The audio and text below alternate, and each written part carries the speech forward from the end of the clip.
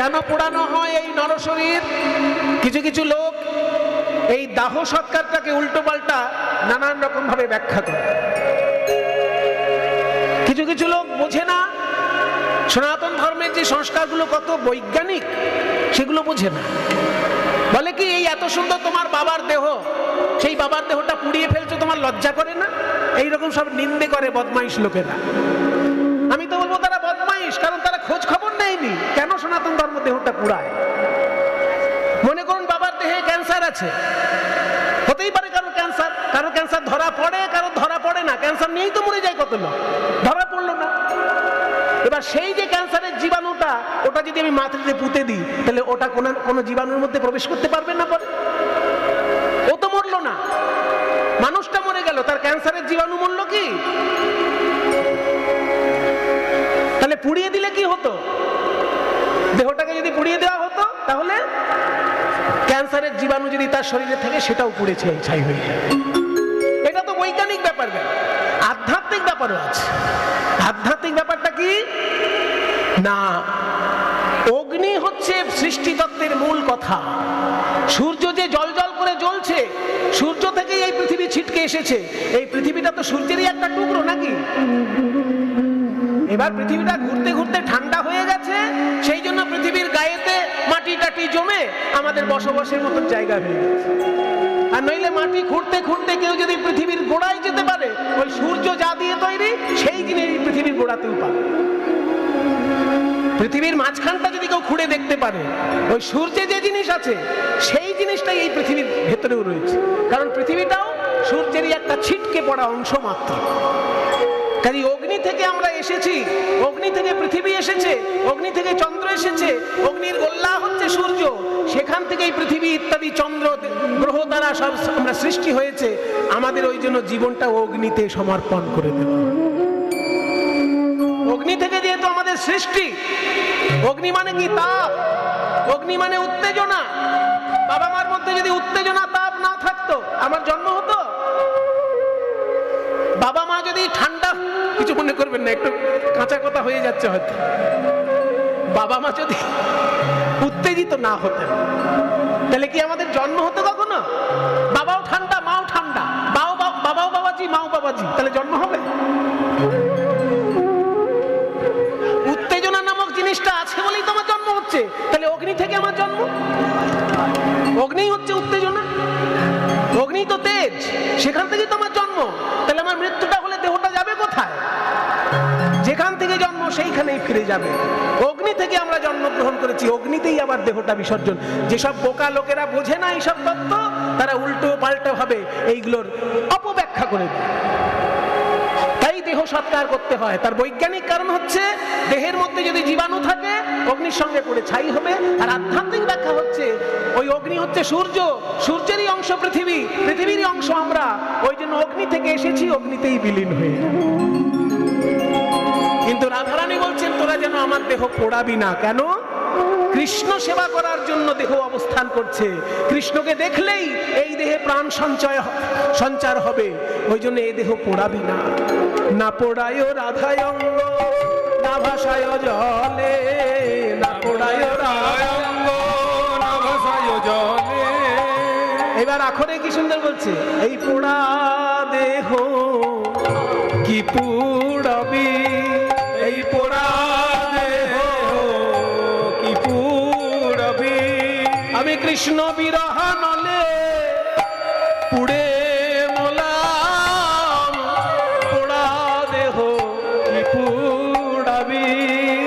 কৃষ্ণ বিরহ নলে পুড়ে মলাম, পোড়া দেহ কি পুড়াবি। কিছু কিছু আগুন আছে দেখা যায় না, যেমন তুষের আগুন। মায়েরা আগেকার দিনে সেই তুষে রান্না হতো না, তুষ এক জায়গায় স্তূপ করা তুষে যদি আগুন ধরিয়ে দেওয়া হয়, সেই আগুনটা ভিতরে গন গন করে জ্বলে, বাইরে থেকে বোঝা যায় কি? কিন্তু যদি একটা আলু দিয়ে দেওয়া যায়, সে আলু সিদ্ধ হয়ে বেরিয়ে আসে। তাহলে তুষের আগুন যেমন দেখা যায় না, তেমনি আমার এই ভিতরটায় আগুন জ্বলছে, যেটার নাম বিরহ অনল।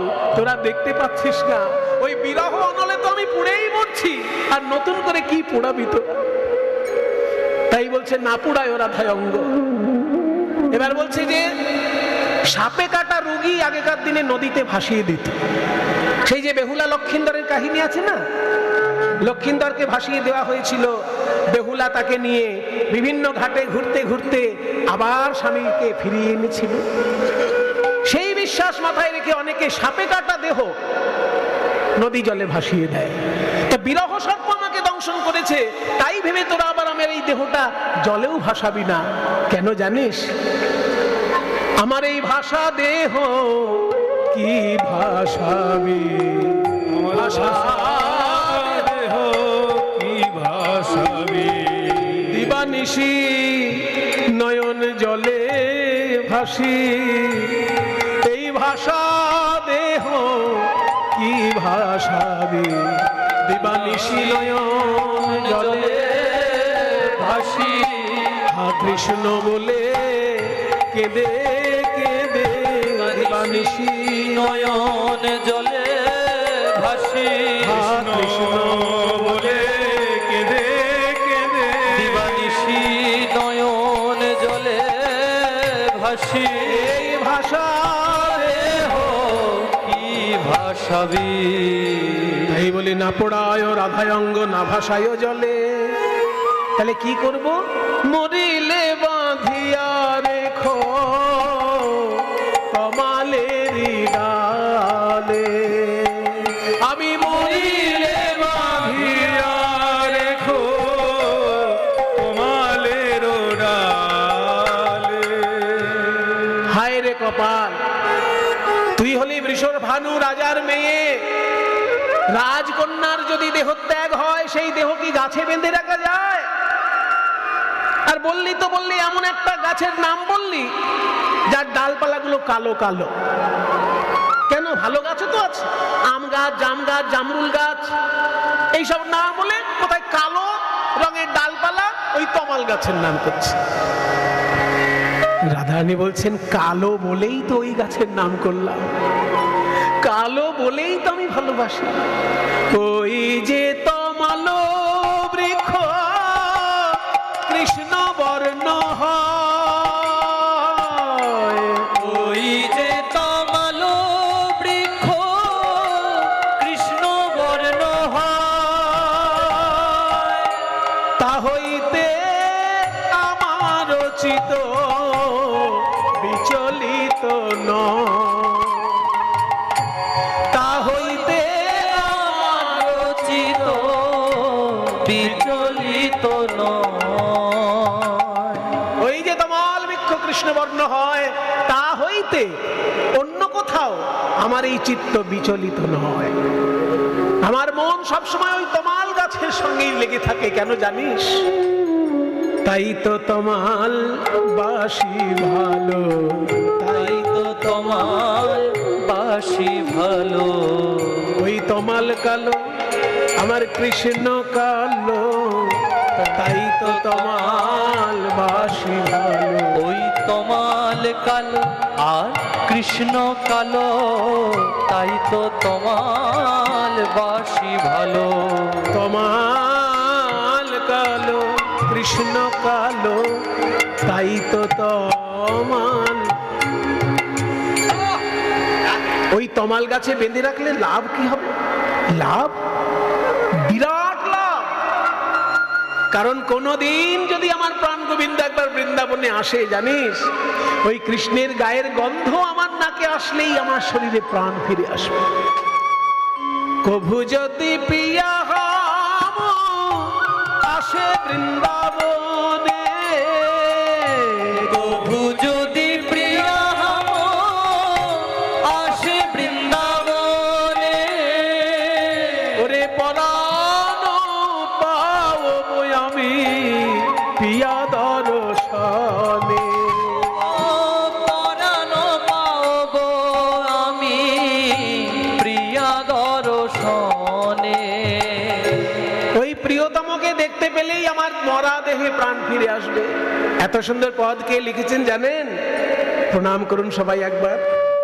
ভনয়ে বিদ্যাপতি শুনো বর নারী, ঘনয়ে বিদ্যাপতি শুনো নর নারী, সুজনক দুঃখ ইহ দিবস দুই চারি। সুজনক দুঃখ ইহ দিবস দুই চারি। বিদ্যাপতি ঠাকুর রাধারানীর উদ্দেশ্যে বলছে, রাধে তুমি দুঃখ করো না। কেন জানো? এই জগতে যারা সুজন তাদের দুঃখ বেশি দিন থাকে না। বলি সুজনের কুদিন কদিন থাকে? সুজনের কদিন কুদিন থাকে, দুদিন পরে আবার সুদিন আসে। সুজনের কুদিন কদিন থাকে? দুদিন পরে সুদিন আসে, সুজনের কুদিন কদিন থাকে। দুদিন পরে আবার সুদিন আসে, কিন্তু কুজনের কুদিন লেগেই থাকে। দুদিন পরে আবার সুদিন আসে, কুজনের কুদিন লেগেই থাকে। দুদিন পরে আবার সুদিন আসে, কুজনের কুদিন লেগেই থাকে। হলো কুজনের কুদিন কদিন থাকে। ওগো সুজন দিবস দুই চারি। এইভাবে কথা বলতে বলতে হঠাৎ রাধারানীর নয়ন দুটো যেন কপালের দিকে উঠে গেল, নিঃশ্বাস যেন বন্ধ হয়ে আসতে লাগলো, নারী যেন শিথিল হয়ে গেল। ওরে এ কি হলো রে, এ কি হলো, আমাদের রাধারানীর এ কি হলো? ধ্বনি ভেল মুরচিত হর লহি গিয়া, আমাদের ধ্বনি ভেল মুরচিত রে।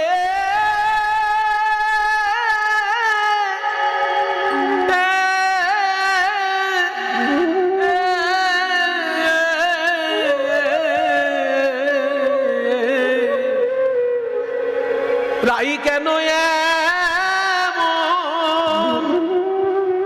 এমন হলো রে?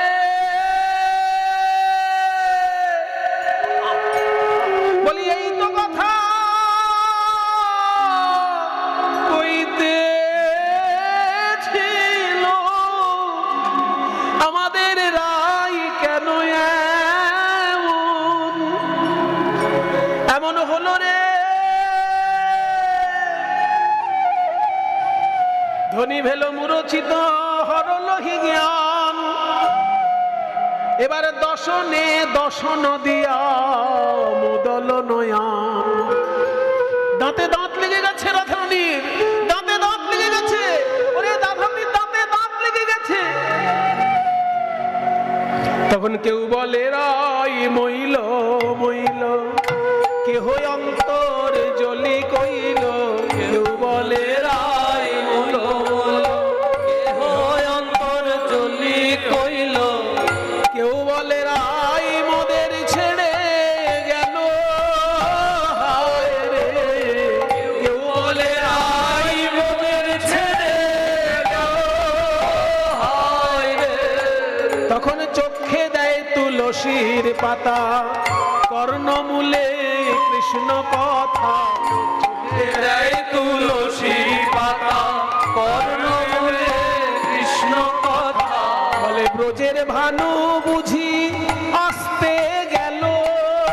হায় রে, ব্রজের ভানু বুঝি আসতে গেল। হায় রে, ব্রজ আধার হলো রে। আমাদের রাই ভানু আসতে গেল, ব্রজ আধার হলো রে। আমাদের রাই ভানু আসতে গেল। ওই কৃষ্ণচন্দ্র অদর্শনে, রাই ভানু আসতে গেল। কৃষ্ণচন্দ্র অদর্শনে, রাই ভানু আসতে কৃষ্ণচন্দ্র অদর্শনে, রাই ভানু আসতে কৃষ্ণচন্দ্র অদর্শনে। রাই ভানু আসতে গেল। কৃষ্ণচন্দ্র হলো রে।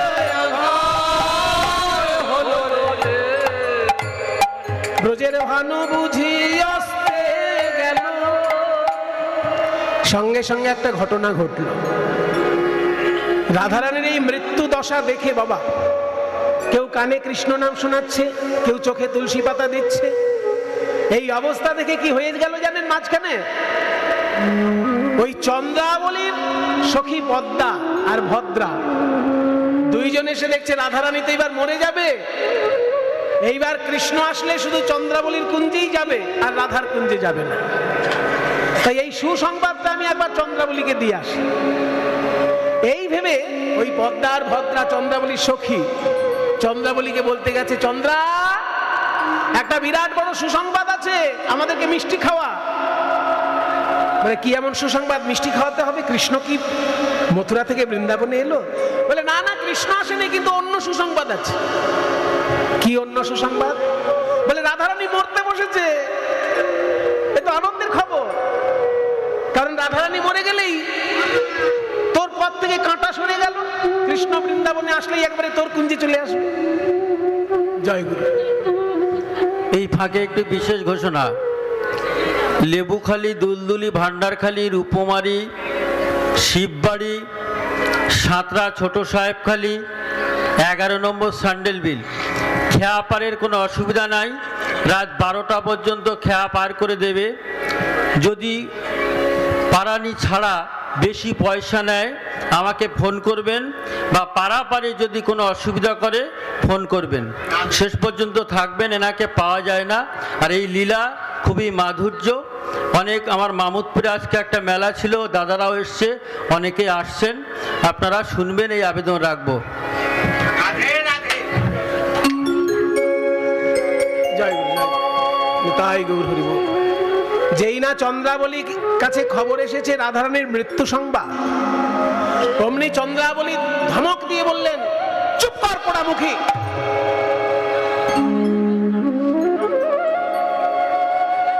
রাধারানীর এই মৃত্যু সংবাদ দেবার তুই আর লোক পেলি না? ওরে, আমি কৃষ্ণকে ভালোবাসি, রাধাও কৃষ্ণকে ভালোবাসে, তা বলে আমি কি রাধারানীকে হিংসে করি? আমি মনে মনে এটা জানি যে কৃষ্ণ যদি কোনোদিন বৃন্দাবনে আসে, আমার টানে আসবে না, ওই রাধারানীর টানেই আসবে। রাধারানীর টানে যদি কৃষ্ণ কখনো বৃন্দাবনে আসে, আমি দূর থেকে তাকে দেখতে পাবো, এই আশায় আমি বেঁচে আছি। আর তুই রাধারানীর মৃত্যু সংবাদ দিয়ে এসছিস? চল আমরা সবাই মিলে রাধারানীকে বাঁচানোর চেষ্টা করি। তাই চন্দ্রাবলী সখীদের সঙ্গে নিয়ে চলেছেন রাধারানীকে বাঁচানোর জন্য। দেখুন মায়েরা, মানভঞ্জন লীলা শুনলে আমরা মনে করি চন্দ্রাবলী রাধারানীর কত বড় শত্রু, কিন্তু আজকে রাধারানীর শেষ দশা শুনে চন্দ্রাবলী এসেছে রাধারানীর কাছে। কি করলো জানেন? মাথায় হাত দিল না, সখীদেরকে বলছে তোমরা সবাই সরে যাও, আমি মৃত সঞ্জীবনী মন্ত্র জানি, আমি এমন একটা মন্ত্র বলবো রাধা এখনই বেঁচে উঠবে, সবাই সরে যাও, আমাকে একা ছেড়ে দাও রাধারানীর কাছে। এইবার রাধারানীর কাছ থেকে সব সখীগণ সরে গেলেন। চন্দ্রাবলী রাধারানীর মাথায় হাত দিল না, বুকে হাত দিল না, রাধারানীর চরণের কাছে গিয়ে চরণটি কোলে তুলে নিলেন, আর চরণে হাত বুলাতে বুলাতে বলতে লাগলেন, বলে এই কি আমার সেই পদ রে, এই কি আমার সেই পদ রে, বলে এই কি আমার সেই পদ রে, বলে এই আমার সেই পদ রে, যে পদে গোবিন্দ লুটাইত, এই কি আমার সেই পদ রে, যে পদে গোবিন্দ লুটাইত, এই কি আমার সেই পদ রে। স্মর গরল খণ্ডন মম শিরসি মণ্ডনম দেহি পদ পল্লব মুদার।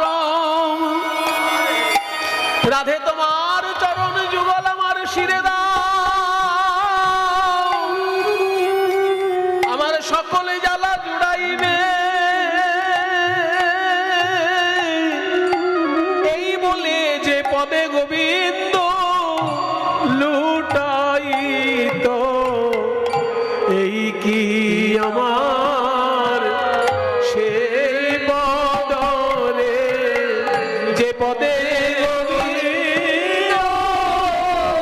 লুটাইত দেহি পদ পল্লবম উদারাম বলে, পদে গোবিন্দ লুটাইত গোবিন্দ লুটাইত পল্লবম উদারাম বলে, গোবিন্দ লুটাইত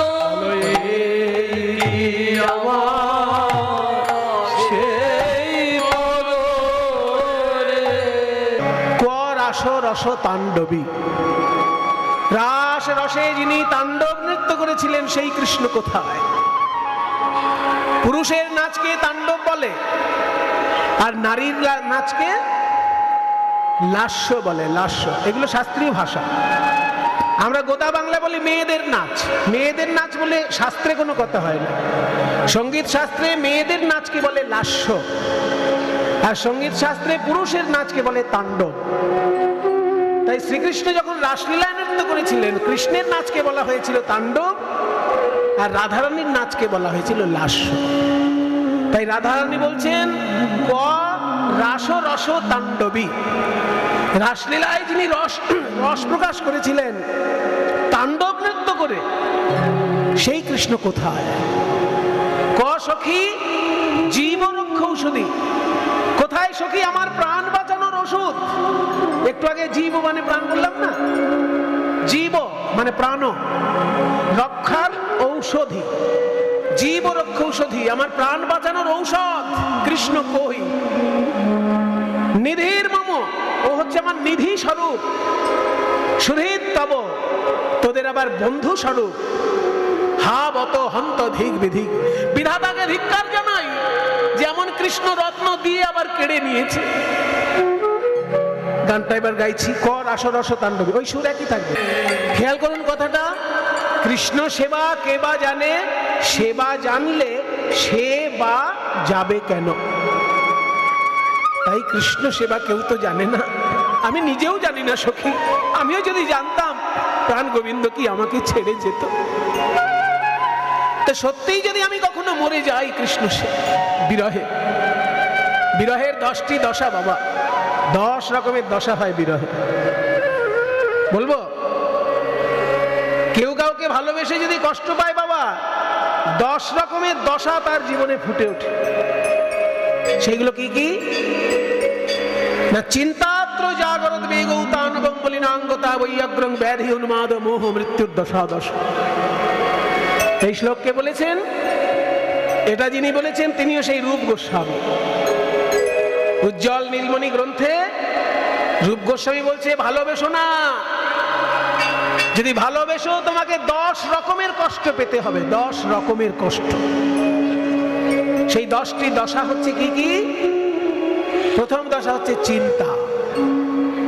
ওই যে বলছে এখনো তখনো করি দিবস গোয়াই, কৃষ্ণ এই বেলা যখন এলো না ও বেলায় আসবে, ও বেলাতেও যখন এলো না ভাবলাম পরের দিন আসবে, পরের দিন যখন এলো না ভাবলাম পরের মাসে আসবে, পরের মাসে যখন এলো না ভাবলাম পরের বছরে আসবে,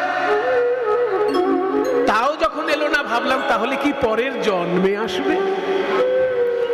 ওই জন্য পদকর্তা কি সুন্দর বলেছেন, এখনো তখনো করি দিবস গোয়াইনু, দিবস দিবস করি মাসা, মাসা মাসা করি বরিশ গোয়াইনু, ছোড়নু জীবন কি আশা।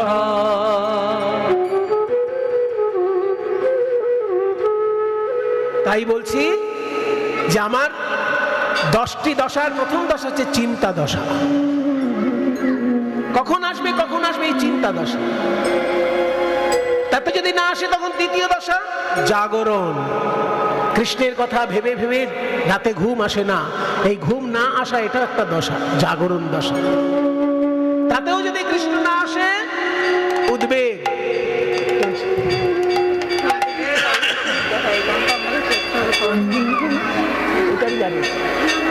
না, বলছে চিন্তাত্র জাগর উদ্বেগ, উদ্বেগ মানে টেনশন আমরা যেটাকে বলি উদ্বেগ। তারপর হচ্ছে তানবং মানে শরীরটা ক্ষীণ হয়ে যাওয়া, মলিনাঙ্গতা সোনার বর্ণ রাধারানীর কালো হয়ে গেছে কৃষ্ণ বর্ণ। তারপর বৈয়াগ্রং ব্যগ্রতা ব্যাকুলতা আরো বেড়ে গেল। তারপর ব্যাধি, ক্ষণে ক্ষণে জ্বর আসছে, ক্ষণে ক্ষণে মাথা ঘুরছে, এইগুলো প্রকাশ পায় ভালোবাসায় যদি মিলন না হয়, বিরহে। তারপর উন্মাদ, একটু পরেই দেখবেন রাধারানী গাছের সঙ্গে কথা বলছেন, গাছকে কৃষ্ণ মনে করে কথা বলছে, উন্মাদ দশা। তারপর মোহ দশা, চোখ খোলা আছে কিন্তু দেখতে পাচ্ছে না, কান খোলা আছে শুনতে পাচ্ছে না, এটা মোহ দশা। এই পর্যন্ত 9টি দশা হলো। তারপর শেষ দশা হচ্ছে মৃত্যু দশা, মানে নাড়িতে হাতে নাড়ি ধরে দেখা যাচ্ছে নাড়ি চলছে না, নাকের সামনে তুলো ধরে দেখা যাচ্ছে নিঃশ্বাস পড়ছে না, চোখের পলক পড়ছে না, এগুলো মৃত্যু দশা। তারপরে শেষকালে কি করে বোঝা গেল এখনো প্রাণ আছে? না, কেউ যদি উচ্চ ঈশ্বরে কানে একবার কৃষ্ণ নাম করে, দেখা যায় রাধারানীর 2 নয়ন দিয়ে 2 বিন্দু অশ্রু বিগলিত হলো, এতে বোঝা যাচ্ছে এখনো শরীরে প্রাণ আছে। এই 10 রকমের দশা প্রকাশ পায়। তাই বলছে যদি আমার মৃত্যু দশা কখনো আসে, তোরা কি করবি জানিস? আমার এই দেহ যেন পুড়াবি না, আর আমার দেহ যমুনার জলেও ভাসিয়ে দিবি না। না পোড়ায় রাধায় অঙ্গ, না ভাসায় জলে, না পোড়ায় রাধায় অঙ্গ, না পোড়ায় জলে, না পোড়ায় রাধায় অঙ্গ, না ভাসায় জলে, না পোড়ায় রাধায় অঙ্গ, না ভাসায় জলে। রাস রস তাণ্ডবী, রাস রস তাণ্ডবী,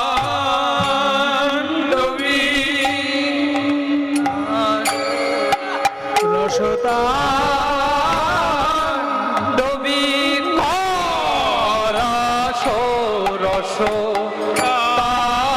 তাণ্ডবী, রাস রস তাণ্ডবী।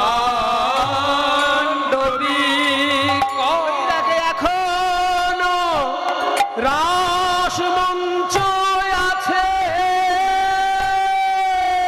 এখনো রাস মঞ্চ আছে, এখনো রাস মঞ্চ আছে, এখনো রাস মঞ্চ আছে।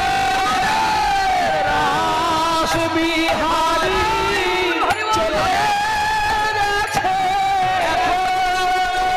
রাস মঞ্চ আছে, রাস বিহারী চলে গেছে, এখনো রাস মঞ্চ আছে, রাস বিহারী চলে গেছে, এখনো রাস মঞ্চ আছে, রাস রস তাণ্ডবী, কসখী জীব রক্ষৌষধি নিধির মম সুহৃতব হাবত হন্ত ধিগ বিধি। তাহলে দুখানা দুর্লভ গান আপনাদেরকে শোনাতে পারলাম, এটা আমার সৌভাগ্য। বসন্তকালের বর্ণনা আর রূপ গোস্বামীর লেখা মাথুর বিরহের পর। এবার আমরা সাধারণত যেটা গাই সেটা একটুখানি গাইছি, মরিব মরিব সখী নিশ্চয় মরিব, কিন্তু কানু হেন গুণনিধি কারে দিয়ে যাব, আমার প্রাণ গোবিন্দকে কার কাছে রেখে যাব, এটাই এই দুঃখে এই চিন্তা করে আমি মরতে পারছি না। ওগো মরিব মরিব সখী আমি নিশ্চয় মরিব মরিব মরিব সখী সখী রে মরিব মরিব